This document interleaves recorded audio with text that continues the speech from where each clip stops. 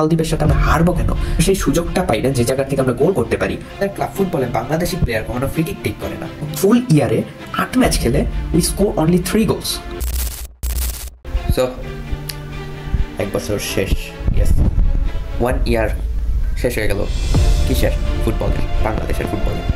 বাংলাদেশের ফুটবলে এই বছর আজকের ম্যাচ দিয়ে শেষ হলো। অবভিয়াসলি আজকে একটা জিতেছি, লাস্ট ম্যাচ, বছরের শেষ ম্যাচ আমরা 2-1 গোলে জিতলাম।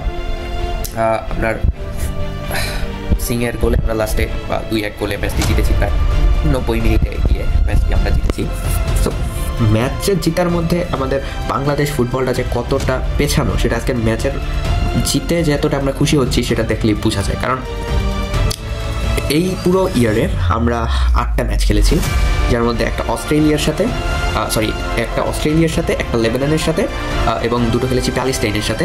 এই 4টা ম্যাচ ছিল আমাদের ইউসি কোয়ালিফায়ার, অর্থাৎ ওয়ার্ল্ড কাপ কোয়ালিফায়ারের ম্যাচ। আমরা ধরেই নিয়েছিলাম যে কোনো ম্যাচে আমরা জিততে পারবো না, কিন্তু যে একটা ড্রও যে করতে পারবো না, ন্যূনতম লেবাননের সাথে আমরা একটা ম্যাচ ড্র করেছিলাম আগের বছর। এবং সেই আগের বছর অর্থাৎ 2023 সালে লেবাননের বিপক্ষে আমরা যেই গোলটা দিয়েছিলাম তারপরের 4-5টা ম্যাচে আমরা কোনো গোল দিতে পারি। একটা বড় কনসার্নের বিষয় ছিল আমাদের জন্য গোল করতে না পারাটা। যাই হোক, অস্ট্রেলিয়া একটা is a big team. Australia আপনার ওয়ার্ল্ড কাপ খেলেন, ওয়াজ এ বিগ টিম। অস্ট্রেলিয়ার সাথে গোল তো দূরে থাক, আমরা প্রথম ম্যাচে সম্ভবত 7 গোল খেয়েছিলাম।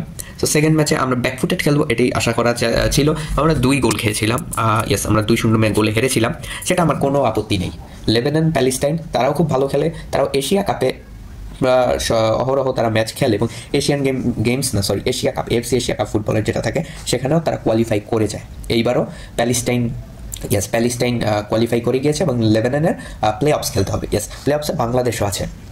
তো যখন আপনি এফসি এশিয়া কাপের প্লে অফস খেলবেন পরের বছর আমাদের সাফ চ্যাম্পিয়নশিপও রয়েছে। সো তার আগের উইন্ডোতে আমাদের একটা থাকে না যে আমাদের একটু উন্নতি কি হলো না হলো। উন্নতি বলতে আমাদের কিছুই হয়নি। আমাদের নতুন সভাপতি এসেছেন তাবিত আউয়াল, তিনি হয়েছেন নতুন সভাপতি তাবিত আউয়াল। দেখা যাক তিনি কি এমপ্লিফাই করতে পারেন, কি মডিফিকেশন আনতে পারেন আমাদের পিএফএফ এর সিস্টেমে, আমাদের ফুটবলের ফুটবলিং ভিউতে তিনি কিভাবে ফুটবলটাকে এগিয়ে নিয়ে যেতে পারেন সেটা দেখার বিষয়। এবং আমাদের আরও একটা উইন্ডো, আমরা প্রায় 2টো ফিফা উইন্ডো আমরা মিস করেছি for this president election. BFF এর প্রেসিডেন্ট ইলেকশনের জন্য আমরা 1 মাস পুরোটাই লস দিয়েছি। আমরা এখন আমাদের ক্লাব ফুটবল শুরু করতে পারিনি। এর থেকে শেমলেস জিনিসপত্র কি হতে পারে আপনি বলেন? যে আমরা শুধুমাত্র একটা বিএফএফ প্রেসিডেন্ট ইলেকশন, যেটা অন্যান্য দেশে ঘরের ভিতরে বসে বসে হয়ে যায়, সেটার জন্য আমরা প্রায় 2-3 মাস অপচয় করেছি এবং যার জন্য আমাদের ক্লাব ফুটবল এখনো শুরু হয়নি। আমরা without playing any type of matches আমাদের টিম বসুন্ধরা কিংস তারা এফসি চ্যালেঞ্জ লিগ খেলতে গিয়েছে। সো এটাও কিন্তু বাংলাদেশ ফুটবলেরই একটা অংশ। এই বছর এখন আমাদের ক্লাব ফুটবল শুরু হয়নি ন্যাশনালি, যেটা কিন্তু অলরেডি বিশ্বের অন্যান্য দেশ কি সকল দেশে ক্লাব ফুটবল চলছে, শুরু হয়ে গিয়েছে। সো আমাদের ফেডারেশন কাপও শুরু হয়নি, আমাদের যেটা থাকে অন্য সুপার কাপ যেটা থাকে সেটাও এখনও শুরু হয়নি। আমাদের লিগ তো দূরের কথা শুরু হওয়া, আমাদের এফসি চ্যালেঞ্জ লিগ শুরু হয়ে গিয়েছে, সেটা খেলতে গিয়ে আমরা গোহারা হেরে এসেছি। 3টা ম্যাচের 3টাই হেরেছি প্রথম, এবং we don't score any type of goals. আমরা গোল তো সম্ভবত লাস্টের ম্যাচে একটা গোল আমরা স্কোর করতে পেরেছিলাম, কিন্তু ম্যাচ আমরা জিততে পারিনি। আমরা ভুটানের ক্লাবের কাছে ম্যাচ হেরে যাই তখনই আমাদের সন্দেহ হতে হয় যে কেন আমরা খেলতে পারছি না। ওকে, এবার অনেকে আমাদের বলবেন যে ভুটানের হোম গ্রাউন্ডে খেলা হয়েছিল এবং ভুটান তারা অনেকটা উচ্চতায়, অনেকটা শীতের মধ্যে তারা ফুটবল খেলেন। ইয়েস, আমি মানলাম তারা অনেক শীতের মধ্যে ফুটবল খেলেন। তো ইন্ডিয়ার ক্লাব ইস্ট বেঙ্গল তারা কিভাবে খেলছে? ইস্ট বেঙ্গল তো তাদের ক্লাব ফুটবলে 15 নম্বর দল। তাহলে এইখানেই বোঝা যায় যে আমাদের মেট্রিক্সটা, আমরা কতটা নিচে আমাদের মেট্রিক্সটা চলে এসেছে। যে আমাদের প্রতিবেশী দেশের 15 নম্বর দল সেখান থেকে চ্যালেঞ্জ লিগের টপ টিম হিসেবে তারা কোয়ালিফাই করে যায় এবং আমরা রাউন্ড টিম, আমরা একটা পয়েন্টও জোগাড় করতে পারিনি ফুল চ্যালেঞ্জ লিগে। আসলে এখানে বসুন্ধরা কিংস বা টিমের ম্যানেজমেন্টের কোনো দোষ নয়, আমি ফুললি দোষ দিব বিএফএফ এর, ইয়েস বাংলাদেশ ফুটবল ফেডারেশনের ফুল দোষ। কারণ আমরা লাস্ট ভুটানের সাথে খেলেছিলাম এবং এই মালদ্বীপের সাথে 2টো ম্যাচ খেললাম। ভুটানের সাথে আমরা ম্যাচ খেলতে গিয়েছিলাম ভুটানের হোম গ্রাউন্ডে, সেখানে একটা ম্যাচ জিতেছি এবং 8টা ম্যাচ হেরেছি। সো হারটা কেন হবে? ভুটান মালদ্বীপের সাথে আমরা হারবো কেন? ভুটান মালদ্বীপের সাথে আমরা 4 ম্যাচের 2টোতে হেরেছি। আমাদের যেখানে ভুটান মালদ্বীপের সাথে গোল স্কোর করতে হবে সেখানে we don't score any type of goals. এটা কি কনসার্নের বিষয় নয়?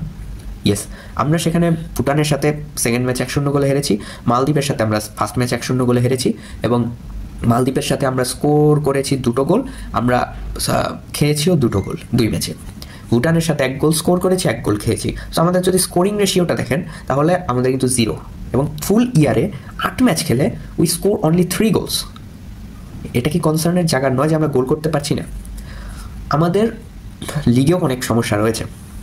দেখুন, বেশিরভাগ দলগুলো মনে করেন যে স্কোর করতে পারলেই হয়তো আমরা ম্যাচটা জিতে যেতে পারি। They haven't any type of tactics. তারা শুধু স্কোরার নিয়ে আসেন বিদেশ থেকে, from Nigeria, from Brazil, from any African club, মানে টিমের একজন স্কোরার নিয়ে আসে এবং নাম্বার 9 হিসেবে খেলিয়ে দেয়। তারা স্কোর করে যায়, টিম জিততে থাকে। বাট যে কোর প্রবলেমটা থেকে যায় আমাদের, we don't have any scorer. মানে আমাদের কোনো নাম্বার 9 নেই। আমাদের ন্যাশনাল টিমের যখন ম্যাচ হয় তখন আমাদের মানে যে কোচ থাকেন তিনি কোনো নাম্বার 9 খুঁজে পান না। এটা কেন? বিকজ আমাদের দলে কোনো নাম্বার 9 খেলেন আমাদের ক্লাবে, তারা সাইড বেঞ্চে থাকেন, তারা সুযোগ পায় না ম্যাচ খেলার জন্য। আমাদের ক্লাব ফুটবলে কোনো পেনাল্টি টেকার নেই। আমাদের ক্লাব ফুটবলে বাংলাদেশি প্লেয়ার কখনো ফ্রি কিক টেক করে না। এটা কি কনসার্নের জায়গা নয়? ইয়েস, এইটা কিন্তু মেইন কনসার্নের জায়গা। দেখুন, আমাদের বাংলাদেশের ফুটবলে সবসময় টপ গোল স্কোরার অন্য কান্ট্রির প্লেয়াররা হয়ে যায়, এবং এটাকে বলতেই পারে যে বুন্দেসলিগায়ও তো টপ গোল স্কোরার হয় হ্যারি কেইন, যিনি ইংল্যান্ডের। ইপিএলেও তো টপ গোল স্কোরার হয় আপনার নরওয়েজিয়ান আর্লিং হাল্যান্ড। কিন্তু ইংল্যান্ডের প্লেয়ার ইংলিশ প্রিমিয়ার লিগে না খেলে তিনি বুন্দেসলিগায় যান, সেখানে গিয়ে টপ গোল স্কোরার তো হন। হ্যাঁ, এবং আপনি যদি কাই হাভার্টস, তিনি জার্মানির প্লেয়ার, তিনি জার্মানির খেলেন না, তিনি ইপিএলে খেলেন, সেখানেও তার সেকেন্ড টপ গোল স্কোরার বা থার্ড টপ গোল স্কোরার একটা লিস্টে তো থাকেন। বাংলাদেশি প্লেয়াররা তো বিদেশে কোনো জায়গায় খেলতে চান না, আমরা আমাদের দেশে থাকি, কিন্তু আমরা সেই সুযোগটা পাই না। আমরা সেই সুযোগটা পাই না যে জায়গার থেকে আমরা গোল করতে পারি। অর্থাৎ গোল করতে পারি কোথা থেকে? দেখুন, Harry Kane, Erling Haaland, Mbappe, Kylian Mbappe, Cristiano Ronaldo, Messi, বা আমাদের বাংলাদেশেরও যদি রবসন, রবিনিও বা সোলেমান তিয়াবাতের কথা যদি আপনি বলেন, তাহলে তারা টপ গোল স্কোরার হয়। অবভিয়াসলি তারা ভালো প্লেয়ার, দারুণ ফিনিশার। কয়েকদিন মানে এই সিজনে টপ গোল স্কোরার ছিলেন সম্ভবত মিগেল দামাসেনো বিপিএল-এর। সো মিগেল দামাসেনো হলেন আমাদের নাম্বার 9। তাকে বল বানিয়ে দেওয়া হয়, সে গোল করে। এবং আমাদের এই সিজনে দেখেছিলাম রাকিব, তিনি 7-8টা গোল তিনি করেছিলেন। বাট এটা তো ঠিক না। মিগেল দামাসেনো সবসময় পেনাল্টি টেক করেন। আমাদের যদি মোহামেডানের কথা বলেন তাহলে সলেমান তিয়াবাতে, তিনি অল টাইম পেনাল্টি টেক করেন, তারাই ফ্রি কিক নেন। রবসন, রবিনিও সবসময় ফ্রি কিক নিতেন।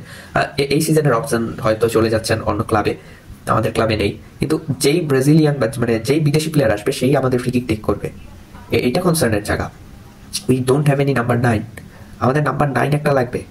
আমরা যেমনই খেলি আমাদের নাম্বার 9 লাগবে। আমাদের অনেক বল সাপ্লাই আসে। দেখুন, আমরা অস্ট্রেলিয়ার সাথে যখন খেলবো তখন আমরা গোল খাবো, এটা আমরা জানি।